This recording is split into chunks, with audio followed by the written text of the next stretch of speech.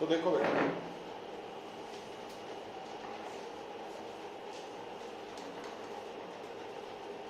ਹੁਣ ਅੱਜ ਆਪਾਂ फ्रिक्शन बारे कुछ और इंफॉर्मेशन भी नोट करनी है। जिस तरह ऊपर एक टर्म आएगी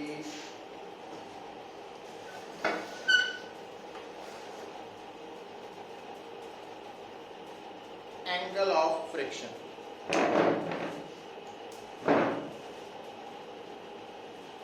एंगल ऑफ फ्रिक्शन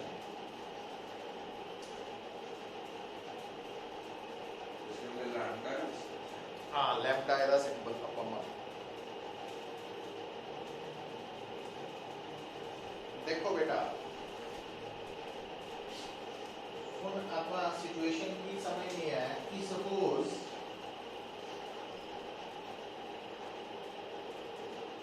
आ ਜਿਹੜੀ बॉडी है ਇਹ ਇਸ ਸਰਫੇਸ ਦੇ ਨਾਲ ਕੰਟੈਕਟ ਹੈ। ਤਾਂ ਜਿੱਦਾਂ ਸ਼ੁਰੂ ਚ ਆਪਾਂ ਇਹ ਟੌਪਿਕ ਸਟਾਰਟ ਕੀਤਾ ਸੀ ਤਾਂ ਤੁਹਾਨੂੰ ਦੱਸਿਆ ਗਿਆ ਕਿ ਜਦੋਂ ਵੀ ਦੋ ਸਰਫੇਸਿਸ ਆਪਸ ਦੇ ਵਿੱਚ ਫਿਜ਼ੀਕਲੀ ਟੱਚ ਕਰਨਗੇ ਤਾਂ ਉਹਨਾਂ ਦੇ ਆਪਸ ਚ ਕੰਟੈਕਟ ਕਰਕੇ ਇੱਕ ਕੰਪੋਨੈਂਟ बनेगा नॉर्मल रिएक्शन और दूसरा कंपोनेंट होएगा फ्रिक्शन कांटेक्ट करके। तो दोनों कंपोनेंट्स मिलके बनाएंगे टोटल कांटेक्ट फोर्स। और ये भी गल दसी सी कि जदों भी दो बॉडीज आपस दे विच कांटेक्ट च है तां नॉर्मल रिएक्शन तां एग्जिस्ट करेगा ही करेगा, बट फ्रिक्शन नू कंसीडर करना वा कि नहीं करना वो डिपेंड करेगा कि स्टेटमेंट अगर उन्हें लिखता frictionless surfaces are in contact तो फिर फ्रिक्शन एग्जिस्ट नहीं कर, ते जे रफ सर्फेसिस कहता फिर कर रही। हुण बेटा जदों असी एंगल ऑफ फ्रिक्शन की गल कर रहे हैं तो एंगल ऑफ फ्रिक्शन किनू बोलते हैं और इसका फायदा की होएगा, सानू की एडवांटेज है, कित्थे यूज होएगा। ਉਹਦੇ ਲਈ ਅਸੀਂ ਸਿਚੁਏਸ਼ਨ ਅਸਿਊਮ ਕਰਦੇ ਹਾਂ ਕਿ ਮੰਨ ਲਓ ਤੁਹਾਡੀ ਬੋਡੀ ਕਿਸੇ ਸਰਫੇਸ ਦੇ ਨਾਲ ਕੰਟੈਕਟ, ਤਾਂ ਇਹਦਾ ਮਤਲਬ ਸਰਫੇਸ ਨੇ ਬੋਡੀ ਦੇ ਉੱਪਰ ਨਾਰਮਲ ਰਿਐਕਸ਼ਨ ਤਾਂ ਐਗਜ਼ਰਟ करना ही करना। ਹੁਣ अगर मान लो ये बॉडी इस सरफेस के ऊपर केड़ी स्टेट च है, on the verge to slide, मतलब आ बॉडी इस सरफेस के ऊपर इस तरफ on the verge to slide है, तो इट मींस इस बॉडी के ऊपर इस सरफेस ने केड़ी फ्रिक्शन लगानी है, काइनेटिक स्टैटिक। अच्छा वर्ज टू फ्लक्स स्टैटिक, और स्टैटिक की वैल्यू केड़ी होनी, जदों बॉडी ऑन द वर्ज कंडे ते पहुंच गई चलन दे उस वक्त स्टैटिक फ्रिक्शन की होती है मैक्सिमम लिमिटिंग के बराबर, है ना। तो लिमिटिंग फ्रिक्शन लगेगी इत्थे, किधर को लगेगी, इस तरफ, ठीक है। तो बॉडी के ऊपर लगन वाली नॉर्मल रिएक्शन ते लिमिटिंग फ्रिक्शन दा अगर आपां रिजल्टेंट कढना हो, रिजल्टेंट फाइंड आउट करना, तो वो पैरेललोग्राम लॉ तो बनेगा। क्यों पैरेललोग्राम क्यों गया, ट्रायंगल क्यों नहीं कहता, क्योंकि ਜਿਹੜੀਆਂ दो फोर्सेस ਨੂੰ ऐड करना ਉਹਨਾਂ ਦੇ टेल्स कॉमन है, तो ਆਪਾਂ ਕੀ ਕਰਦੇ ਹਾਂ ਪੈरेललोग्राम कंप्लीट कर लेते हैं, है ना। तो हुण नॉर्मल रिएक्शन ते लिमिटिंग फ्रिक्शन का रिजल्टेंट किस तरफ होएगा, according to along the diagonal आही होएगा। तो आ जी लाल रंग का डायगोनल शो किया, ये बेसिकली केड़ी फोर्स है, टोटल कांटेक्ट फोर्स। तो नॉर्मल रिएक्शन कांटेक्ट फोर्स का कंपोनेंट है, लिमिटिंग फ्रिक्शन भी कंपोनेंट है, तो दोनों का रिजल्टेंट है कांटेक्ट फोर्स, है ना। तो आ जी है this is known as contact force और ये कॉन्टैक्ट फोर्स बेसिकली की है रिजल्टेंट ऑफ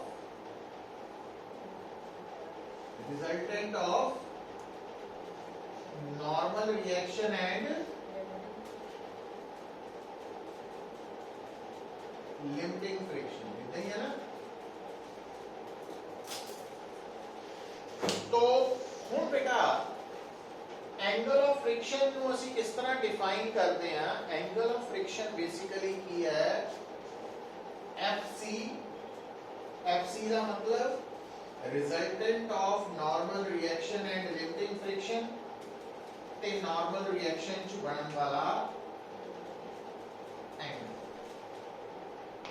तो जे डेफिनेशन लिखनी है तो पहला डेफिनेशन लिख लो, फिर यार डायग्राम बना लियो। जो पहला डायग्राम बनानी बाद च डेफिनेशन लिख लेने, कोई फर्क नहीं। पहला डायग्राम बना लो क्योंकि ये इंपॉर्टेंट टॉपिक है, ये स्कूल पॉइंट ऑफ व्यू तो इंपॉर्टेंट है।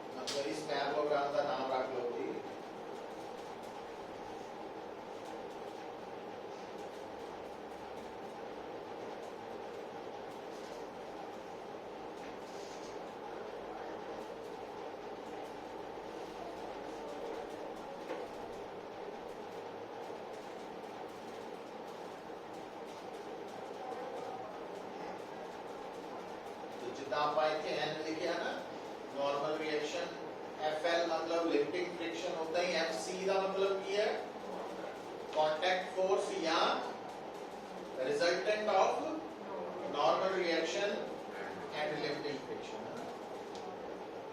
लिखो तो एंगल ऑफ फ्रिक्शन की है बेटा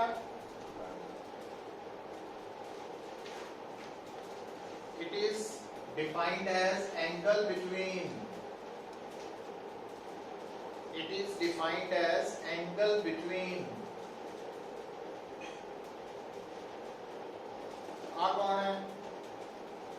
कौन है रिजल्टेंट ऑफ, देखो it is defined as angle between resultant of normal reaction and limiting friction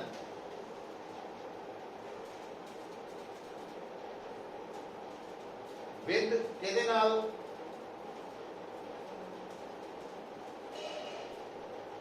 with normal reaction। ठीक है।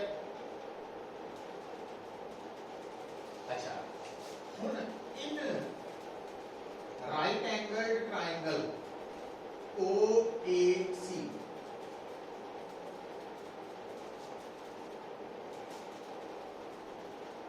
tan की वैल्यू भी होती है परपेंडिकुलर ओवर बेस, है ना। अच्छा ਹੁਣ गौर नाल देखो पुत्र, ਤੁਹਾਨੂੰ ਦੱਸਿਆ ਗਿਆ ਸੀ पैरेललोग्राम च कि ਜਿਹੜੀ आ साइड है ना AC साइड है ते OB साइड है बराबर पैरेललोग्राम ਦੀ। तो ਇਹਨਾਂ साइड्स ਦੀ लंबाई की दसदी है OB और AC बराबर है, तो OB की दस रही है FL, लिमिटिंग फ्रिक्शन की वैल्यू है ना। और आहा समझे, पर कल पढ़िया सी FL ओवर N क्यूब का म्यू एस। देखो ता FL over n is equal to mu s, है ना। तो ਇਹਦਾ मतलब दो गल्लां देखो, हुण एक तो डायरैक्ट सानू पुछ सकदा कि एंगल ऑफ फ्रिक्शन कड्डो, तो एंगल ऑफ फ्रिक्शन की वैल्यू आपां इस फार्मूले तो भी कट सकते हैं। जे मैनू कोफिशिएंट ऑफ स्टैटिक फ्रिक्शन पता तो मैं लैम्डा कट सकता, क्योंकि tan लैम्डा किहदे बराबर आ गया, है ना। और ਇਹਦਾ उल्ट जे मान लो मैनू न्यूमेरिकल च चाहिदा तो ਅਸੀਂ कोफिशिएंट ऑफ स्टैटिक फ्रिक्शन पर दिता वा लैम्डा, लैम्डा मतलब एंगल ऑफ हाँ, तो मैं म्यू एस की वैल्यू कट सकदा किदां, FL नहीं, म्यू एस की वैल्यू tan लैम्डा तो भी कटी जा सकती। लिखो न्यूमेरिकल सिर लाई जंदे, बस ये याद रखने पैने जो तुसीं कहंदे हो यही कंपटीशन तैयार करना, न्यूमेरिकल करने हैं, है ना। तो लिखो पहला मुझे ना ਇਹਦਾ यूज कितने होना पुत्र, लिखो if angle of friction between two surfaces in contact is 60 degree, find coefficient of static friction between these surfaces. Coefficient of static friction mu s, find mu s, coefficient of static friction between these two surfaces. कितना कटूंगे, केड़ा formula याद आना चाहिए, lambda दिता वा mu S कटना वा, तो formula mu s is equal to tan lambda, tan 60 degree, tan 60 degree √3 होता, तो म्यू एस कितना आ गया, है ना। ये तो आंसर निकला। तो ਇਹਦਾ उल्ट देखो, पता लगा हो ना कितने यूज होना, ਇਹਦਾ उल्ट लिखो,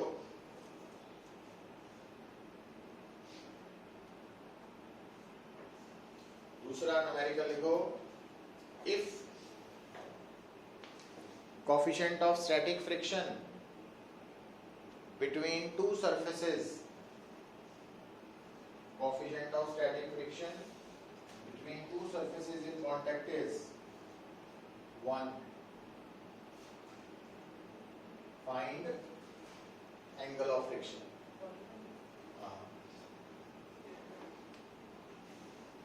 ठीक है, हो गया है ना।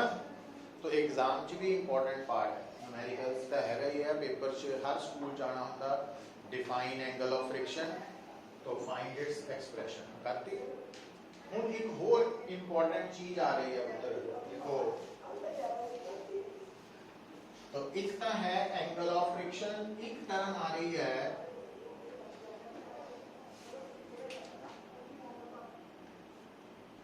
Angle of repose.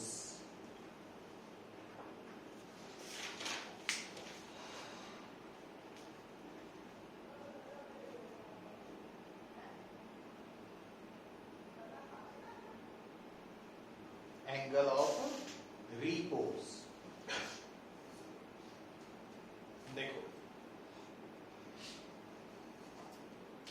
हुण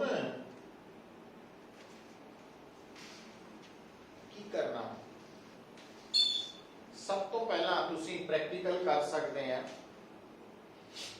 भाई,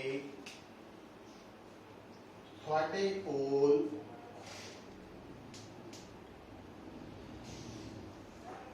मान लो एक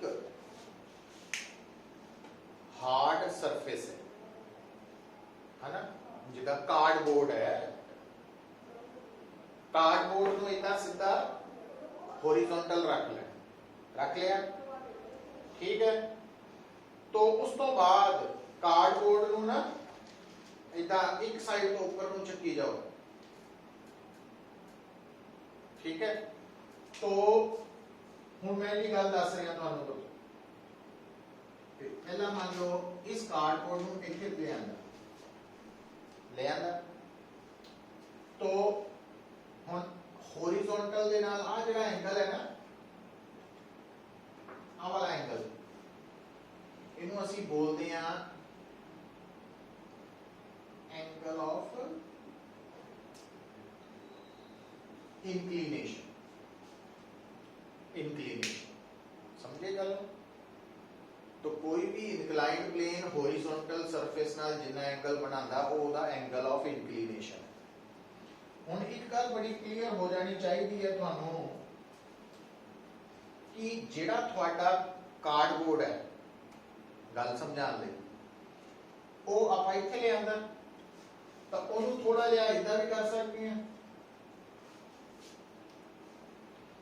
ओनू इदां भी कर सकते हैं,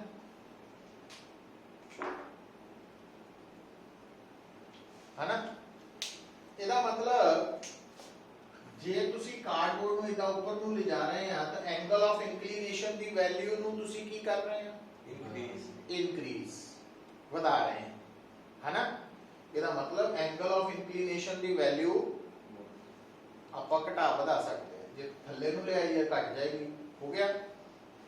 ਹੁਣ ਪੁੱਤਰ ਅਸਲੀ ਜਿਹੜਾ ਹੁਣ ਕੰਮ ਆ ਵਾਲਾ ਸ਼ੁਰੂ ਹੋਣ ਲੱਗਾ। देखो सब तो पहला की करो, कार्डबोर्ड ਨੂੰ इधर रख लिया, इधर रखने तो बाद ਉਹਦੇ ਤੇ ਕੋਈ ऑब्जेक्ट रख लो। ਇਹਦਾ ਹੁਣ ਤੁਸੀਂ ਹਲਕਾ ਜਿਹਾ ਇਹਦਾ ਟੈਪ ਕਰਨਾ, ਟੈਪ मतलब कार्डबोर्ड ਨੂੰ ਇਦਾਂ ਟੈਪ ਕਰਨਾ।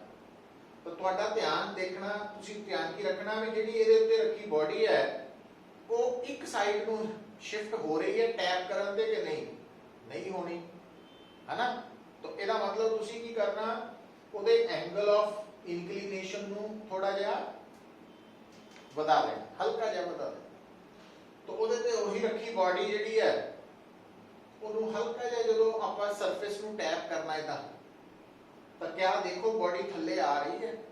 ਜੇ ਨਹੀਂ ਆ ਰਹੀ ਹਲਕਾ ਟੈਪ, ਇਹ ਨਹੀਂ ਵੀ ਜ਼ੋਰ ਦੀ ਹੱਥ ਨਹੀਂ ਮਾਰਨਾ, समझ गए ना? प्रैक्टिकली दस रहे आप करना नहीं है, तो ये लैब च करवाते हैं। तो हुण जदों हल्का जिहा टैप करन दे बॉडी थल्ले नहीं आई तो आप फिर ਇਹਦਾ एंगल ऑफ इंक्लिनेशन थोड़ा जिहा ਵਧਾਤਾ, फिर रखती बॉडी, फिर टैप किया। इदां एक स्टेज ते चलते एक स्टेज ते पहुंच के की होएगा कि मान लो जदों आप एक्सपेरिमेंट कर रहे हैं, पहला आ सेटिंग सी, फिर आ कीती, है ना, फिर आ की। हुण देखण च की आया कि आ जिहड़ी बॉडी है जदों तुहाडे इंक्लाइन प्लेन दी आ वाली सेटिंग है, तो जदों मैं इहनूं टैप कीता इदां हिलाया तो आ बॉडी हल्की जी मामूली जी थल्ले नूं आई, पर जिद्दां ही मैं टैप बंद कीता वो उत्थे ही है रुक गई। मतलब ਇਹਦਾ मतलब ਤੁਸੀਂ ਸਮਝ ਜਾਣਾ कि उस वक्त इंक्लाइंड प्लेन ਦੇ ਉੱਪਰ ਰੱਖੀ body on the verge to slide down, थल्ले आने ਨੂੰ ਤਿਆਰ ਹੈ ਕਿਨਾਰੇ ਤੇ। मतलब उस वक्त इस बॉडी और इंक्लाइंड प्लेन ਦੇ ਵਿੱਚ ਜਿਹੜੀ फ्रिक्शन है वो ਕਿਹੜੀ फ्रिक्शन है? FL, लिमिटिंग फ्रिक्शन, स्टैटिक ਦੀ मैक्सिमम है। ऑन द वर्ज कह रहे हैं, जो मैं टेंस कहना उदों स्टैटिक, है ना, जो वर्ज हो गया था मैक्सिमम हो गई स्टैटिक, याद रखना। अच्छा हुण बेटा मतलब थोड़े सामने मैं हुण डायरेक्ट ही सिचुएशन ड्रॉ कर रहा कि आ मान लो साडा एक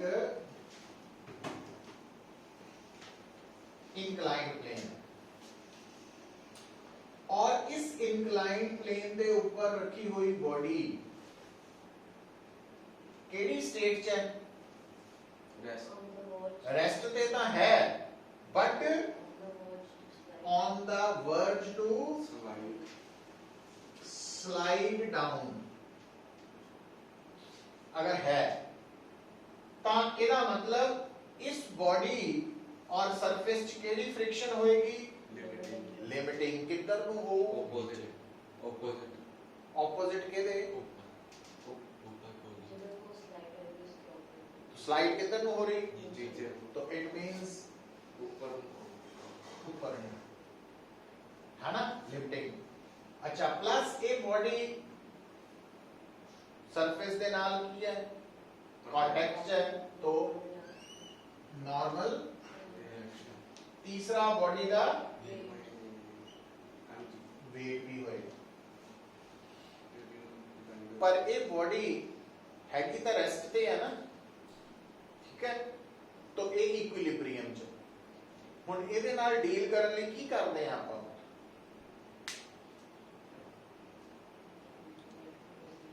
नेट फोर्स तो इक्वेशंस लिखਣ ਲਈ ਸਭ ਤੋਂ ਪਹਿਲਾਂ ਕੀ ਕਰਾਂਗੇ x ਕਿੱਧਰ ਨੂੰ ਲਵਾਂਗੇ राइट हैंड साइड इधर ਨੂੰ ਲੈ ਲਓ x ਆ ਹੋ ਗਿਆ y है ना तो ਹੁਣ ਆ ਵਾਲੀ ਫੋਰਸ ਕਿੱਧਰ ਨੂੰ ਹੈ पॉजिटिव x ਵੱਲ ਆਹ पॉजिटिव वाई ਤੇ ਆ नेगेटिव वाई ਕਿਸੇ ਵੱਲ ਵੀ ਨਹੀਂ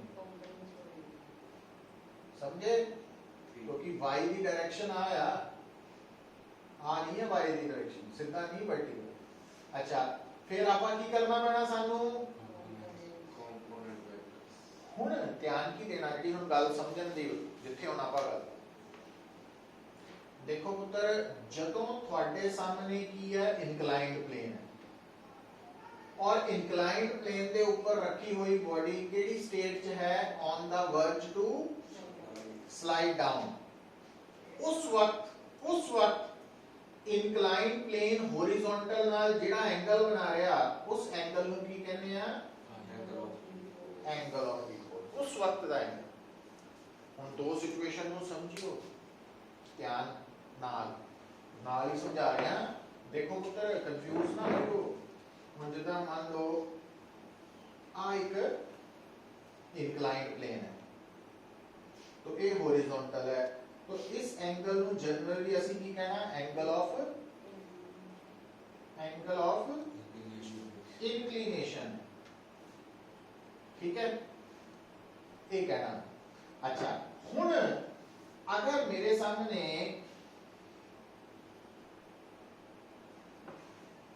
इस इंक्लाइंड प्लेन के ऊपर रखी हुई बॉडी टैप करन ते थल्ले नहीं आ रही तब ਇਹਦਾ मतलब इस बॉडी और इंक्लाइंड प्लेन च केड़ी फ्रिक्शन है स्टैटिक है फिर लिमिटिंग नहीं कहना जो टैप करन ते थल्ले आ रही है फिर लिमिटिंग है फर्क है ना दो चीजां च तो इस केस दे विच बॉडी जेड़ी है वो केड़ी स्टेट च है tends to slide down verge नहीं है ਇਹਦਾ मतलब केड़ी फ्रिक्शन है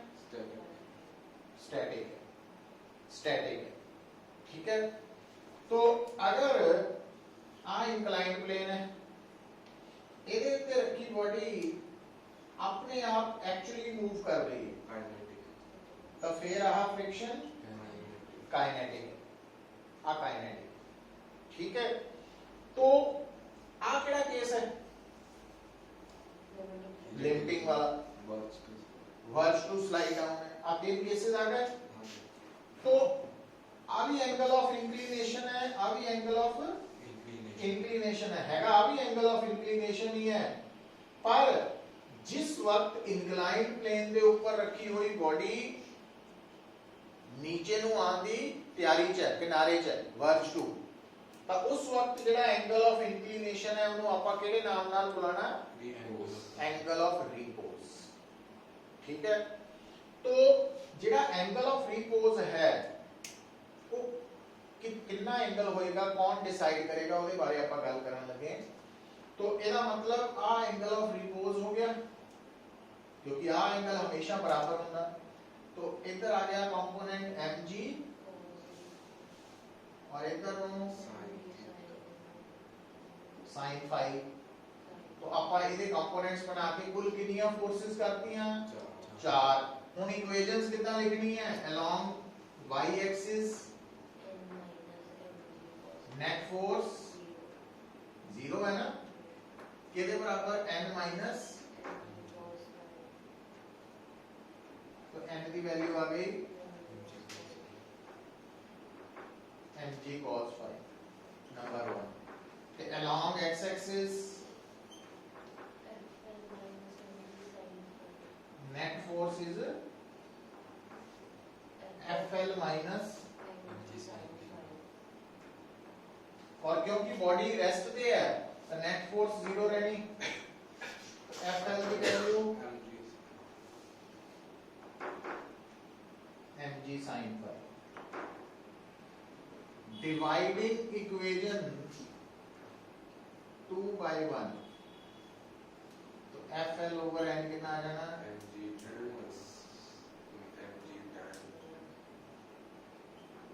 tan phi पर आ वैल्यू ना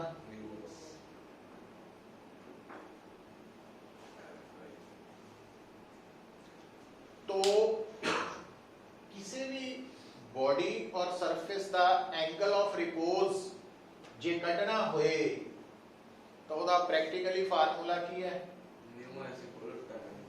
है ना tan phi और यही फार्मूला एंगल ऑफ फ्रिक्शन वाला नहीं सी सेम ही है ਇਹਦਾ ਮਤਲਬ ਆਪਾਂ ਕਹਿ ਸਕਦੇ ਹਾਂ ਕਿ angle of friction the value ਤੇ angle of repose the value same है न्यूमेरिकली सेम होता अलग-अलग क्वांटिटीज है अच्छा ਹੁਣ सपोज करो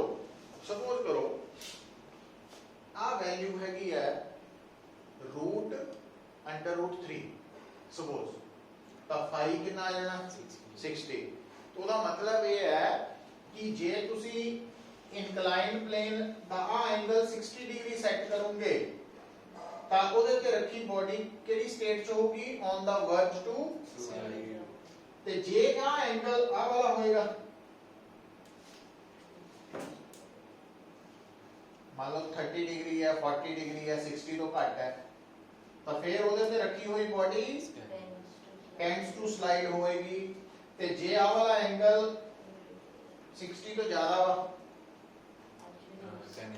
ਤਾਂ ਬੋਡੀ ਆਪਣੇ ਆਪ ਨੀਚੇ ਆਏ ਇਹਦਾ ਮਤਲਬ ਆਪਾਂ ਸਮਝ ਸਕਦੇ ਆ ਕਿ ਜੇ ਮੰਨ ਲਓ ਸਾਡੇ ਸਾਹਮਣੇ ਇੱਕ ਇਨਕਲਾਈਨਡ ਪਲੇਨ ਹੈ ਹੁਣ ਜਿੱਦਾਂ ਆਪਾਂ ਪਾਰਕ 'ਚ ਜਾਈਏ तो वो स्लाइड्स बने हुए हैं जिससे बच्चे ऊपर चढ़ते हैं है ना बैठ के नीचे हुन वो जिहड़ा स्लाइड है ठीक है तो उस स्लाइड दे ऊपर तुसी अलग-अलग मटेरियल दे ऑब्जेक्ट्स रखो डिफरेंट है ना क्योंकि डिफरेंट ऑब्जेक्ट्स दी नेचर बदलन दे नाल म्यू एस की हो जाना चेंज है ना तो अगर मान लो ਆਪਾਂ ਇੱਕ ਪਹਿਲਾ ਆਬਜੈਕਟ ਰੱਖਿਆ ਜਿੱਦਾਂ ਹੀ ਰੱਖ ਕੇ ਛੱਡਿਆ ਉਹ ਆਪਣੇ ਆਪ ਨੀਚੇ ਆ ਗਿਆ ਇਹਦਾ ਮਤਲਬ ਆਪਾਂ ਸਮਝ ਜਾਣਾ ਕਿ ਉਸ ਆਬਜੈਕਟ ਤੇ ਸਲਾਈਡ ਦੇ ਵਿੱਚ ਜਿਹੜਾ ਐਂਗਲ ਆਫ ਰਿਪੋਜ਼ ਹੈ ਉਹ ਕੀ ਹੈ ਜਿੰਨਾ ਉਹ ਸਲਾਈਡ ਬਣੀ ਹੈ ਤਾਂ ਉਹਦੇ ਐਂਗਲ ਆਫ ਇਨਕਲੀਨੇਸ਼ਨ ਨਾਲੋਂ ਜ਼ਿਆਦਾ ਹੈ ਨਾ ਘੱਟ ਹੈ ਸੌਰੀ ਆ ਵਾਲਾ ਸਟੇਟ ਆਇਆ ਨਹੀਂ ਨਾ ਵੀ ਐਂਗਲ ਆਫ ਇਨਕਲੀਨੇਸ਼ਨ ਕਿਹੜਾ ਵਾ ਪਾਰਕ ਦੇ ਵਿੱਚ ਜਿਹੜੀ ਪੀਂਗ ਬਣੀ ਹੈ ਇੱਕ ਪੀਂਗ ਕਹਤਾ ਸਲਾਈਡ ਬਣੀ ਹੈ ਉਹਦਾ ਥੀਟਾ ਦਾ ਫਿਕਸ ਹੈ ਸਮਝ ਗਏ ਗੱਲ ਨੂੰ ਉਹਦਾ ਥੀਟਾ ਕੀ ਹੈ ਫਿਕਸ ਹੈ ਉਹਨੂੰ ਥੋੜੀ ਬਦਲ ਸਕਦੇ ਆਪਾਂ ਉਹਦਾ ਫਿਕਸ ਕਰਕੇ ਜਾਂ ਕਾਲਕੂਲੇਸ਼ਨ ਵਾਲੇ ਲਿਆ ਕੇ ਹੈਨਾ ਹੁਣ ਆਪਾਂ ਉਹਦੇ ਤੇ ਲਿਆ ਕੇ ਇੱਕ ਚੀਜ਼ ਰੱਖਤੀ ਪਹਿਲਾਂ ਹੁਣ ਜੇ ਉਹ ਚੀਜ਼ ਰੱਖਤੀ ਤੇ ਆਪਾਂ ਕੀ ਦੇਖਿਆ ਉਹ ਰੱਖਣ ਤੋਂ ਬਾਅਦ ਜਿੱਦਾਂ ਹੀ ਛੱਡੀ ਉਹ ਆਪਣੇ ਆਪ ਥੱਲੇ ਆ ਗਈ ਇਹਦਾ ਮਤਲਬ ਹੈ ਉਹ ਆ ਵਾਲੀ ਕੇਸ ਹੈ ਮੀਨਸ ਉਹ ਜਿਹੜੀ ਸਲਾਈਡ ਬਣੀ ਹੈ ਉਹਦਾ ਥੀਟਾ ਐਂਗਲ ਆਫ ਇਨਕਲੀਨੇਸ਼ਨ ਉਸ ਬੋਡੀ ਔਰ ਸਲਾਈਡ ਦੇ ਵਿੱਚ ਜਿਹੜਾ ਐਂਗਲ ਆਫ ਰਿਪੋਜ਼ ਹੈ ਉਹਦੇ ਨਾਲੋਂ ਜ਼ਿਆਦਾ ਹੈ ਅੱਛਾ ਜੇ ਮੰਨ ਲਓ ਆਪਾਂ ਇੱਕ ਇਦਾਂ ਦੀ ਚੀਜ਼ ਲਿਆ ਕੇ ਰੱਖੀ ਜਦੋਂ ਉਹਨੂੰ ਸਲਾਈਡ ਤੇ ਰੱਖ ਕੇ ਛੱਡਿਆ ਉਹ ਥੱਲੇ ਨਹੀਂ ਆਈ ਪਰ ਜਿੱਦਾਂ ਹੀ ਆਪਾਂ ਉਹਨੂੰ ਟੈਪ ਕੀਤਾ ਉਹ ਥੱਲੇ ਆਉਣ ਲੱਗ ਪਈ ਥੋੜਾ ਥੋੜਾ ਖਿਸਕਣ ਲੱਗ ਪਈ तो ਇਹਦਾ ਮਤਲਬ ਉਹ ਆ ਵਾਲੀ ਸਟੇਟ ਹੈ ਇਟ ਮੀਨਸ ਉਸ ਕੇਸ ਦੇ ਵਿੱਚ ਉਹ ਜਿਹੜਾ ਐਂਗਲ ਹੈ ਥੀਟਾ ਉਹ ਬੋਡੀ ਔਰ ਸਲਾਈਡ ਦੇ ਵਿੱਚ ਐਂਗਲ ਆਫ ਰਿਪੋਜ਼ ਦੇ ਬਰਾਬਰ ਹੈ ਤੇ ਜੇ ਬੋਡੀ ਉੱਪਰ ਰੱਖੀ ਥੱਲੇ ਨਹੀਂ ਆਈ ਪਰ ਟੈਪ ਕਰਨ ਤੇ ਵੀ ਉਹ ਹਿੱਲੀ ਨਹੀਂ ਇਹਦਾ ਮਤਲਬ ਫਿਰ ਆ ਵਾਲੀ ਸਟੇਟ ਹੈ ਨਾ तो ਹੁਣ ਕੰਫਿਊਜ਼ ਨਾ ਹੋਈਓ ਥੀਟਾ ਔਰ ਫਾਈ ਚ ਕੀ ਹੈ ਫਰਕ ਹੈ ਫਾਈ ਦਾ ਸੰਬੰਧ नेचर ऑफ बॉडी ਤੇ ਇਨਕਲਾਈਨਡ ਸਰਫੇਸ ਦੀ ਨੇਚਰ ਦੋਨਾਂ ਤੇ ਡਿਪੈਂਡ ਕਰਦਾ। ਠੀਕ, तो ਆਪਾਂ ਥੀਟਾ ਨੂੰ ਕੀ ਕਰ ਸਕਦੇ ਹਾਂ, ਜਿੱਦਾਂ ਆਹੀ ਕੇਸ ਹੈ, ਜੇ ਮੈਂ ਇਸ ਇਨਕਲਾਈਨਡ ਨੂੰ ਥੋੜਾ ਜਿਹਾ ਹੋਰ ਘਟਾ ਦੇਣਾ, ਥੱਲੇ ਲਿਆਣਾ, static ਤਾਂ ਫਿਰ ਸਟੈਟਿਕ ਫ੍ਰਿਕਸ਼ਨ ਹੋਣੀ। ਜੇ ਇਹਨੂੰ ਮੈਂ ਥੋੜਾ ਹੋਰ ਉੱਪਰ ਨੂੰ ਚੱਕਣਾ kinetic तो काइनेटिक हो जानी है। तो मतलब थीटा ਨੂੰ मैं बदल सकता, बस वो थीटा फाई ਦੇ ਬਰਾਬਰ ਕਦੋਂ ਹੋਣਾ, ਜਦੋਂ ਇਨਕਲਾइंड प्लेन ਦੇ ਉੱਪਰ ਰੱਖੀ ਹੋਈ body verge to slide down. तो इस ਗੱਲ ਨੂੰ ਲਿਖ ਲਓ ਪਹਿਲਾਂ, तो आ अलग लिखियो सेपरेटली, ਪਹਿਲਾਂ डायग्राम बनाओ, ठीक है, फिर आप डेफिनेशन लिखते हैं, फिर आ डेरिवेशन कर लो।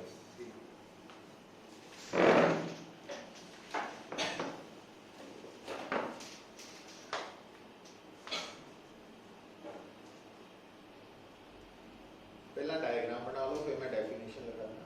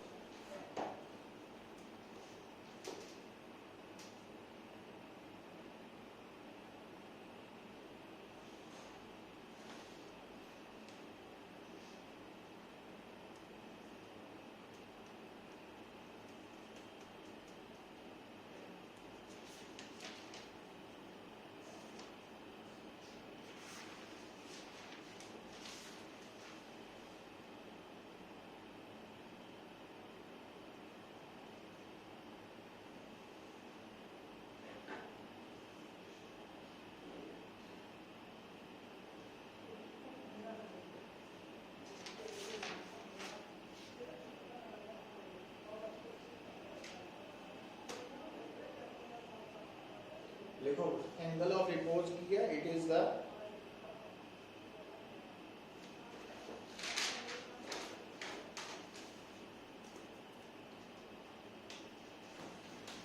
Angle of inclination,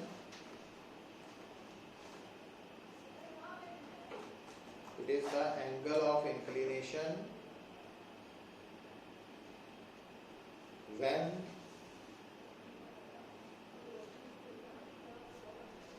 an object placed over the inclined plane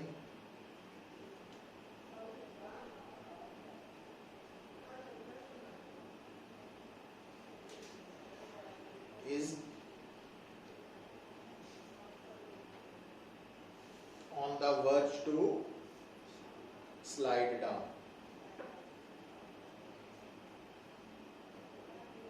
फिर आ डेरिवेशन करें, स्टेप्स है ना।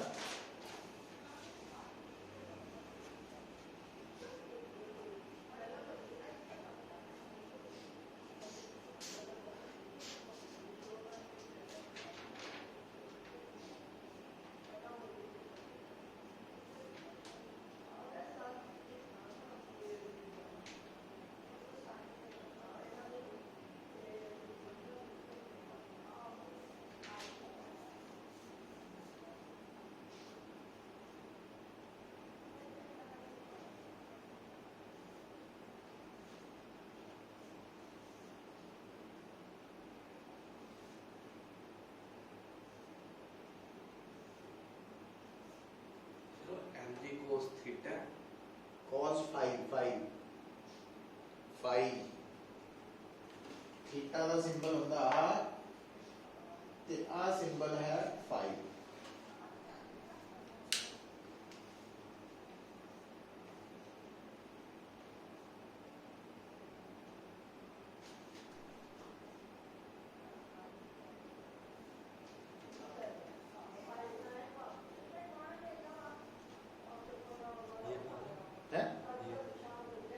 ये साइड एक्स्ट्रा नोट कर लो, ये मैं ਤੁਹਾਨੂੰ न्यूमेरिकल च कन्वर्ट करके दसदा।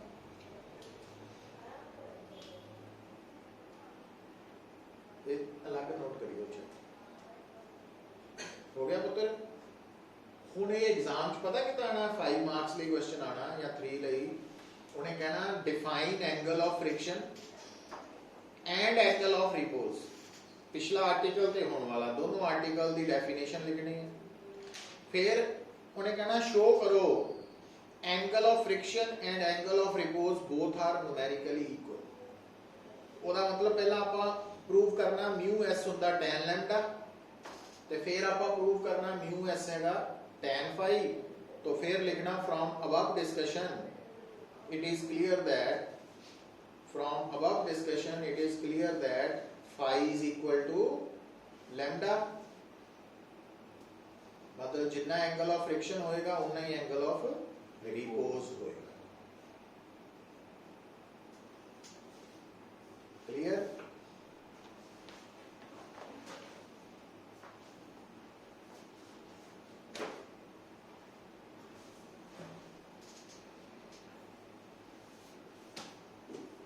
इस मतलब एंगल ऑफ रिपोज का सिग्निफिकेंस की है, सानू ये इंफॉर्मेशन नाल की फायदा होएगा, की समझ होएगी। आ देखो हाँ तो हो गया। आ देखो हुण मैं तुहाडे सामने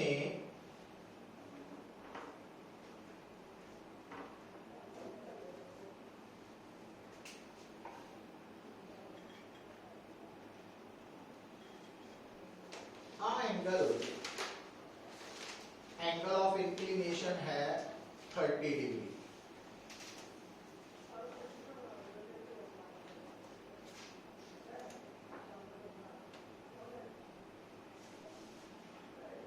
फोर्टी 45 डिग्री,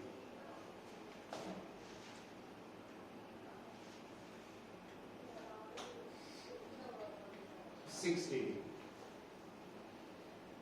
मतलब सेम मटेरियल दे तीन इंक्लाइंड प्लेन्स है, या इदा कह लो इंक्लाइंड प्लेन इको ही है।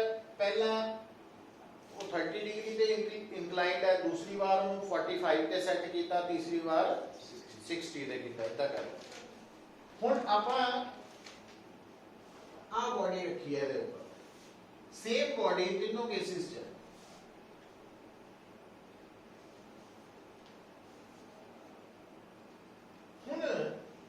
क्योंकि तीनों केसेस च बॉडी और इंक्लाइंड प्लेन दोनों का मटेरियल सेम है, इसका मतलब तीनों cases they which mu S the value same है। आपां मान ले 1 है, ठीक है। ठीक है, 1 क्यों मनी? क्योंकि उसदे नाल कैलकुलेशन सौखी होगी साडी, होर कोई गल नहीं। हुण बेटा अगर म्यू एस 1 है तीनों केसेस च, तो इसका मतलब एंगल ऑफ रिपोज की value mu S tan phi है। तो अगर आप 1 है तो 45 डिग्री। मतलब phi 45 डिग्री का मतलब ये है कि अगर किसी केस बॉडी और इंक्लाइंड प्लेन दा एंगल, मतलब जिस इंक्लाइंड प्लेन ते बॉडी रखी है, अगर उसका इंक्लाइंड प्लेन दा एंगल 45 डिग्री है, तो उस केस दे विच बॉडी किहड़ी स्टेट च हो? हाँ, तो उदों फ्रिक्शन होनी है और इथे स्टैटिक, पता लग गया, और इथे काइनेटिक, है ना? समझ आई? ये सिग्निफिकेंस है। तो एंगल ऑफ इंक्लिनेशन दी वैल्यू अगर एंगल ऑफ रिपोज तो घट है तो body tends to move down होएगी, पर जे बराबर है तो वर्स टू मूव डाउन है, तो तीसरा स्लाइड डाउन। हाँ, इन्हां मतलब तो पता लग जाता कि बॉडी इन्हां हालतां विच मूव करूगी कि नहीं करूगी, केड़ी फ्रिक्शन होएगी। तो इस सेंस च असीं गल कर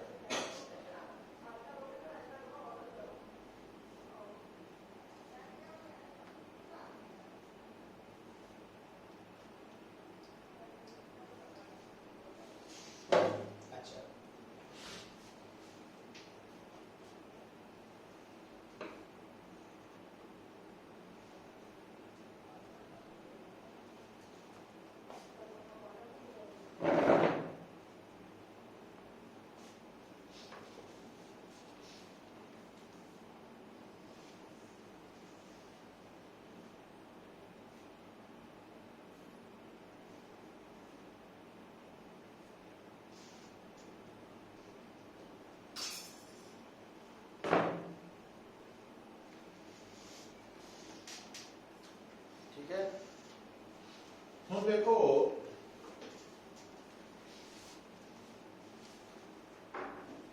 नेक्स्ट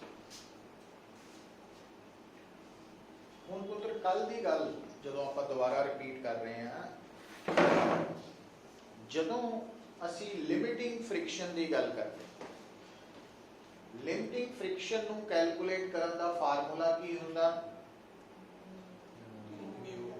म्यू पीछे देख mu s into N N की है नॉर्मल ठीक है और लिमिटिंग फ्रिक्शन का सिग्निफिकेंस की सी कि लिमिटिंग फ्रिक्शन मतलब अगर मैं थानू कहां कि बॉडी सरफेस ते रखी हुई है ਤੇ ਬੋਡੀ ਔਰ ਸਰਫੇਸ ਦੀ ਲਿਮਿਟਿੰਗ ਫ੍ਰਿਕਸ਼ਨ ਹੈਗੀ ਹੈ 60 ਨਿਊਟਨ ਇਹਦਾ ਮਤਲਬ ਜੇ ਆਪਾਂ ਉਸ ਬੋਡੀ ਨੂੰ ਸਰਫੇਸ ਤੇ ਮੂਵ ਕਰਵਾਉਣਾ ਚਾਹਨੇ ਆ ਤਾਂ ਅਲੋਂਗ ਦਾ ਸਰਫੇਸ ਸਾਨੂੰ ਕਿੰਨੀ ਫੋਰਸ ਘੱਟੋ ਘੱਟ ਲਗਾਣੀ ਪੈਣੀ ਹੈ 60 ਨਿਊਟਨ ਜਾਂ ਉਸ ਤੋਂ ਥੋੜੀ ਜ਼ਿਆਦਾ ਹੀ ਪ੍ਰੈਕਟੀਕਲੀ ਹਲਕੀ ਜੀ ਜ਼ਿਆਦਾ तो ਜੇ 60 ਨਿਊਟਨ ਤੋਂ ਘੱਟ ਲਾਵਾਂਗੇ ਤਾਂ ਬੋਡੀ ਨੇ ਮੂਵ ਨਹੀਂ ਕਰਨਾ ਹਨਾ ਅੱਛਾ ਹੁਣ ਪੁੱਤਰ ਆ ਦੇਖੋ ना चेयर है ਇਹਨੂੰ ਮੈਂ ਕੀ ਕਰ ਰਿਹਾ ਪੁੱਲ ਕੇ ਪੁਸ਼ ਪੁੱਲ ਕਰ ਰਿਹਾ ਪੁਸ਼ ਕਰ ਹਨਾ ਹੁਣ ਆਪਾਂ ਜਿਹੜੀ ਚੀਜ਼ ਸਮਝਣੀ ਹੈ ਉਹ ਹੈਡਿੰਗ ਲਿਖੋ इंपॉर्टेंट क्वेश्चन है तो आज वाले दोनों डेरिवेशंस इंपॉर्टेंट है कल करके हाँ कल करके इहो पेपर च आनी है लॉज ऑफ लिमिटिंग फ्रिक्शन भी लिखने आने हैं ठीक है तो जिदा Newton second law is the real law of motion वो भी आना ही हुंदा सेकंड लॉ जो दोनों हां तो अब कल यह दोनों करेंगे हुन लिखो it is easier to pull than push a body मतलब होना जिदा अपन कोई कभी कोई भारी चीज है जिदा डाइनिंग टेबल ही है ठीक इत्थे पिया सफाई करनी है कि थोड़ा साइड पे